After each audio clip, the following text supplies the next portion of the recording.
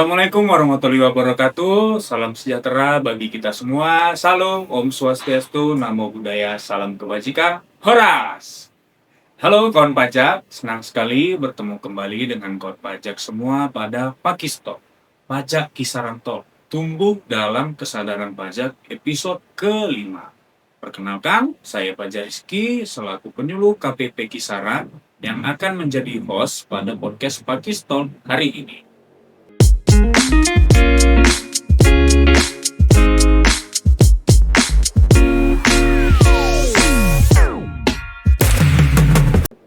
Pada podcast kita kali ini, kita akan membahas topik yang sangat penting, yaitu cara pelaporan SPT tahunan PPh Badan menggunakan konteks DJP.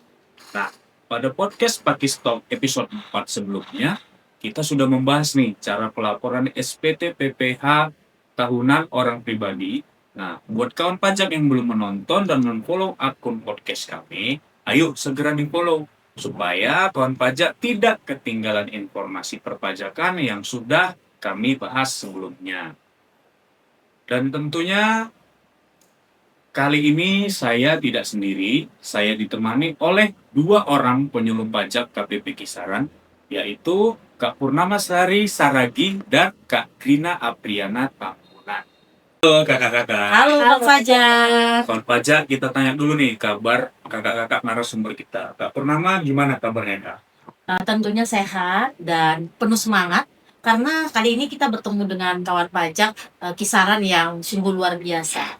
Oke, nah kalau Kak Grina gimana kabarnya Kak? Baik juga Bang Fajar, dan lebih bersemangat ya karena kali ini kami ada kesempatan untuk sharing bersama kawan pajak melalui podcast talk.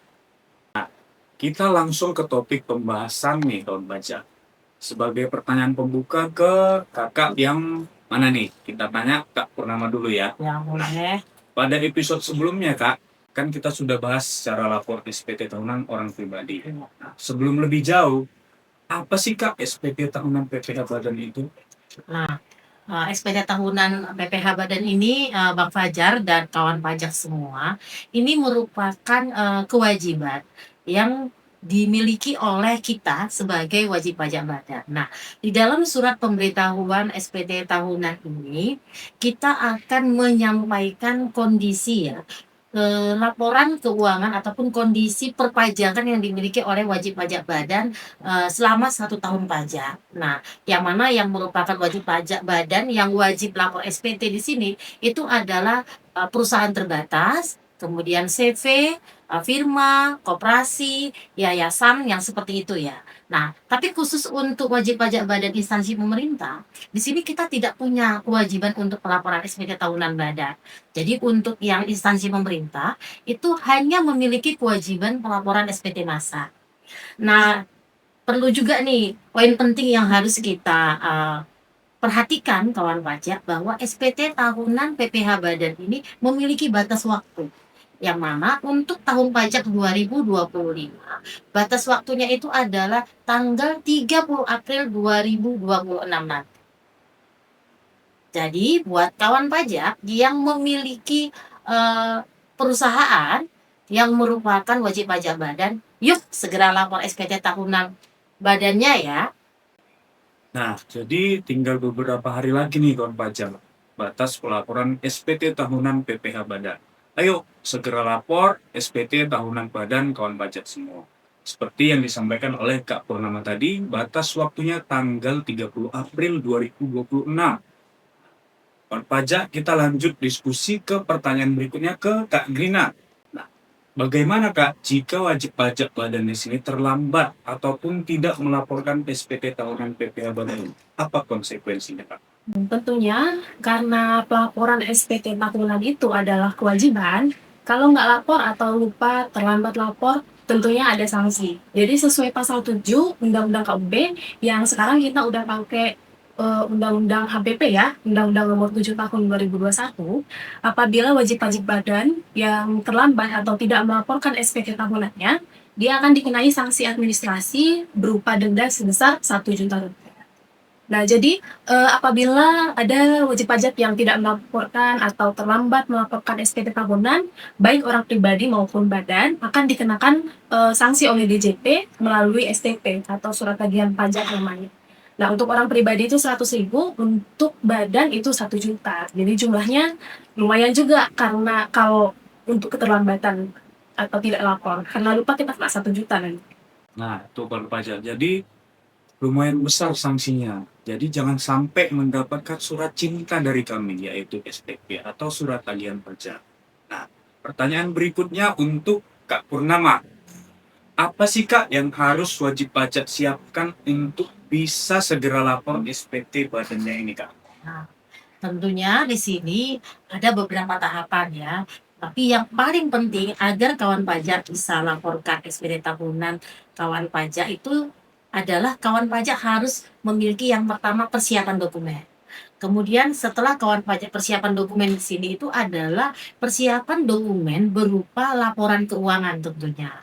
Laporan keuangan ini yaitu laporan laba rugi, yaitu terkait omsetnya kawan pajak, peredaran usahanya kawan pajak selama 1 tahun pajak, kemudian neraca.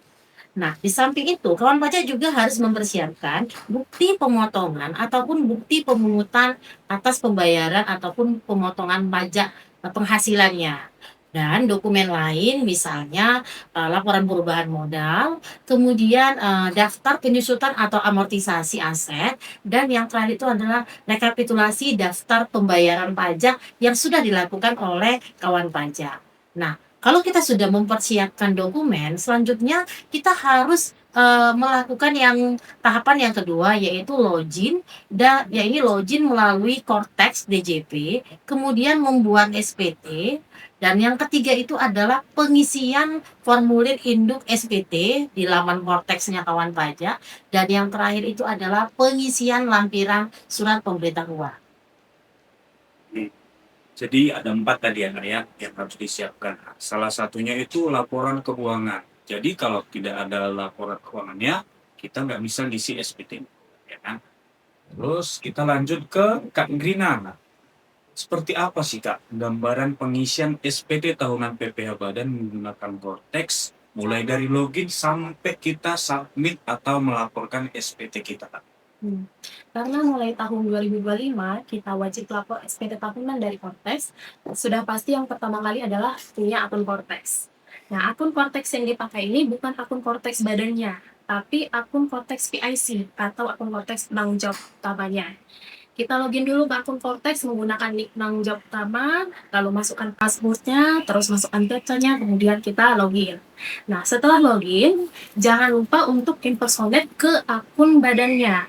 Jadi di bagian kanan atas itu kita ganti dulu. Kita ganti ke akun wajib pajak, bukan akun utama. Karena akun utama itu akun pribadi penanggung jawab. Setelah masuk ke akun badan, nanti di bagian atas ada menu namanya surat pemberitahuan atau SPT. Nah, setelah kita klik menu itu muncul lagi submenu dengan nama yang sama, surat pemberitahuan atau SPT juga namanya. Kita klik, nanti akan ada halaman konsep SPT. Di situ ada nanti tombol warna biru tulisannya konsep SPT, kita klik konsep SPT. Untuk melaporkan SPT tahunan, kita pilih yang PPH Badan. Kita klik PPH Badan, klik lanjut. Setelah itu nanti kita pilih dulu jenisnya yang tahunan. Dipastikan untuk tidak salah, jangan memilih yang bagian tahun pajak. Kita pilihnya yang tahunan. Lalu kita pilih periodenya Januari sampai Desember tahun 2025. Karena kita kan laporkan untuk SPT tahun lalu ya. Lalu kita klik lanjut lagi. Setelah itu kita pilih model SPT-nya normal untuk laporan pertama. Kalau udah mau dibetulkan berarti kita pilih pembentuan. Terus kita klik buat konsep SPT. Nah, di halaman paling depan ini nanti udah ada terbentuk konsep SPT PPH Badan.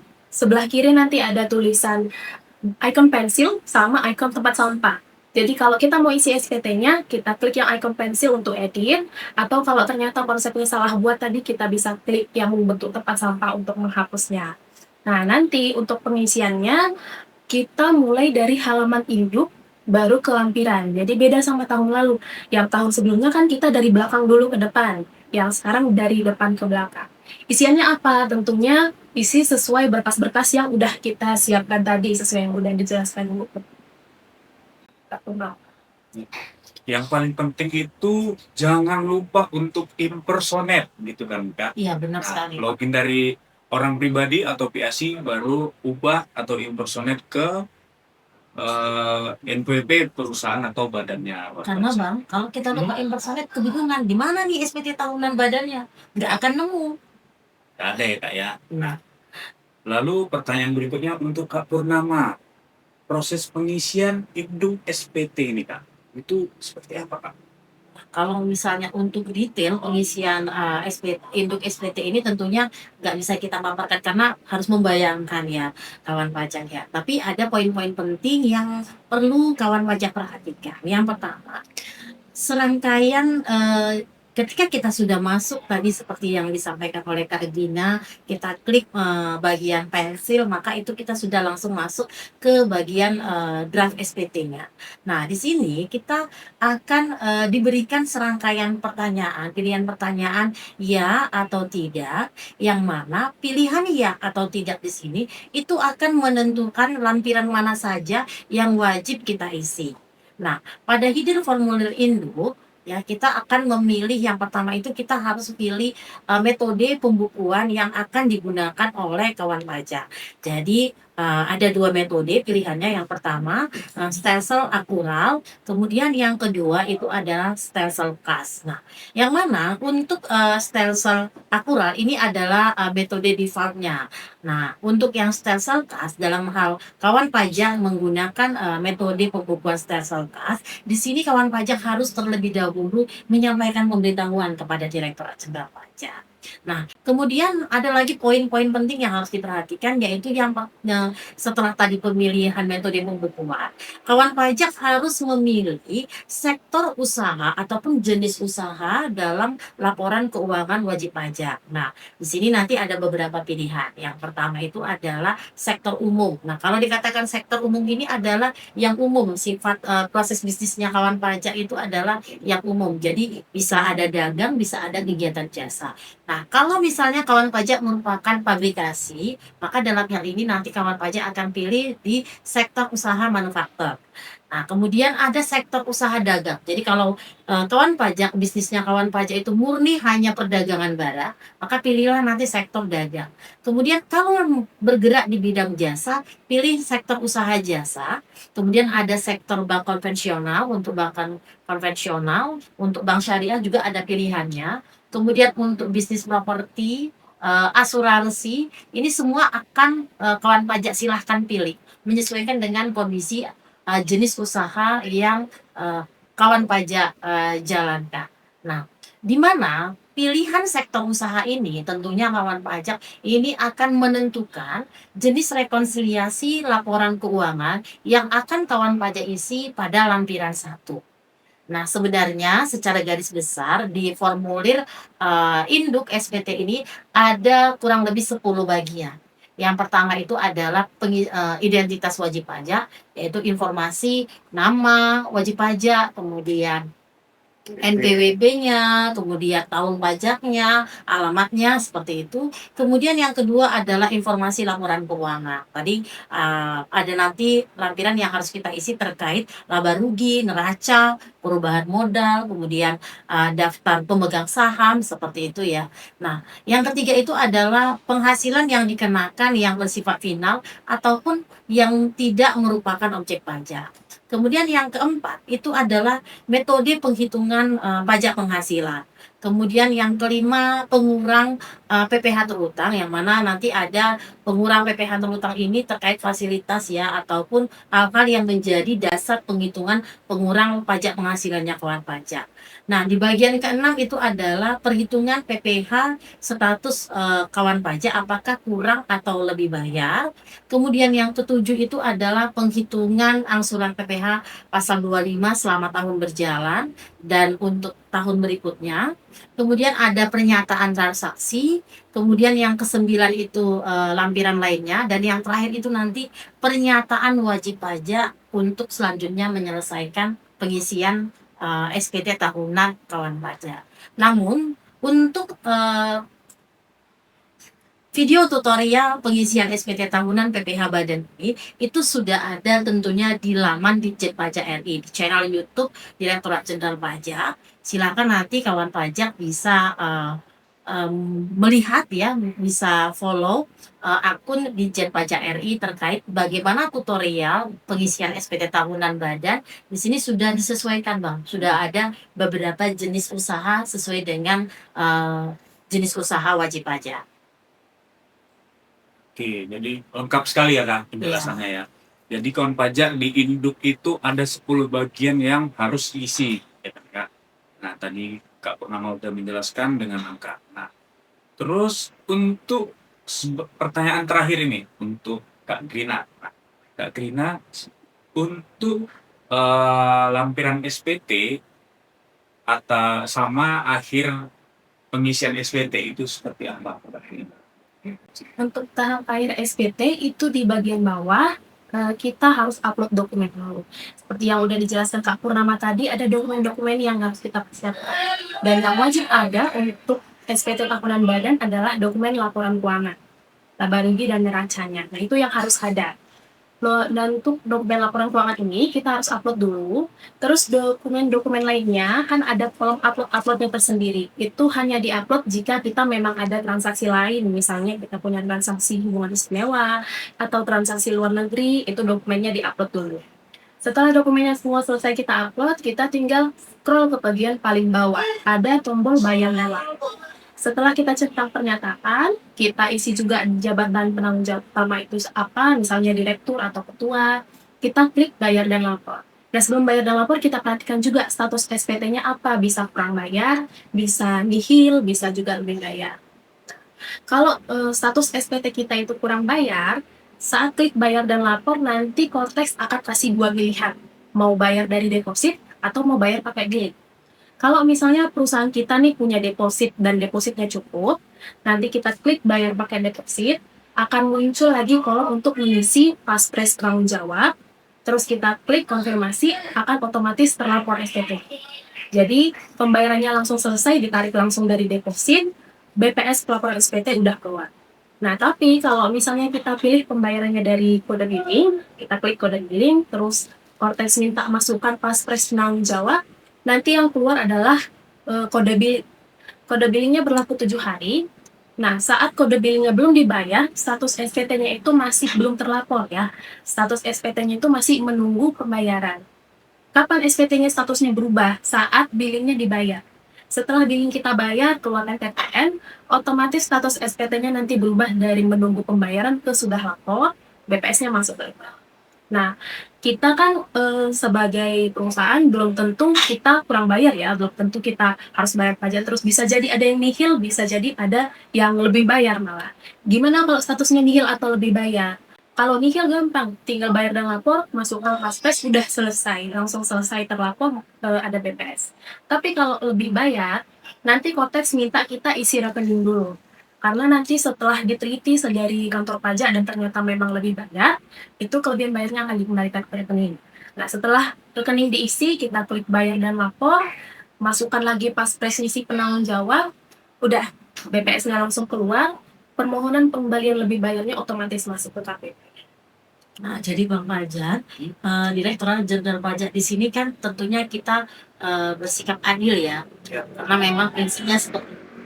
Jadi kalau kawan pajak di sini melakukan yang namanya tadi yang disampaikan oleh Kak Grina, terjadi kelebihan pembayaran pajak atau kelebihan penyetoran pajak, maka sesuai dengan ketentuan sebagaimana yang sudah diatur di dalam PMK 81 tahun 2024, hak wajib pajak atas kelebihannya tentu negara akan kembalikan, tapi melalui tahapan yang namanya bisa dalam bentuk tahapan pengembalian pendahuluan ataupun bisa dalam bentuk tahapan restitusi pajak. Jadi ada 3 ya status akhirnya, bisa nihil, bisa lebih bayar atau kurang bayar. Tapi ketika sudah selesai, kita akan menerima email bukti penerimaan suratnya, sampai email ya. Nah, kawan pajak, nggak terasa ini kita udah di penghujung acara, jadi waktulah yang juga memisahkan kita. Nah, sebelum berakhir ini ada pesan nggak Kak yang mau disampaikan? Oke. mengingatkan kembali buat kawan pajak bahwa batas waktu pelaporan SPT tahunan PPh Badan tahun pajak 2025 sudah mendekati batas akhir, yaitu tanggal 30 April 2026. Nah, yuk kawan pajak segera lapor SPT tahunan PPh Badan kawan pajak. Nah, apabila kawan pajak mengalami kendala dalam pelaporan SPT tahunan, silahkan berkonsultasi langsung bertemu dengan kami di KPP Pratama Kisaran. Kami akan mendampingi kawan pajak sampai dengan berhasil melaporkan SPT tahunan PPh Badan kawan pajak. Dan kawan pajak juga perlu ketahui bahwa semua layanan perpajakan yang kami berikan tidak dipungut biaya. Wah, keren sekali pesan dari Kak Purnama.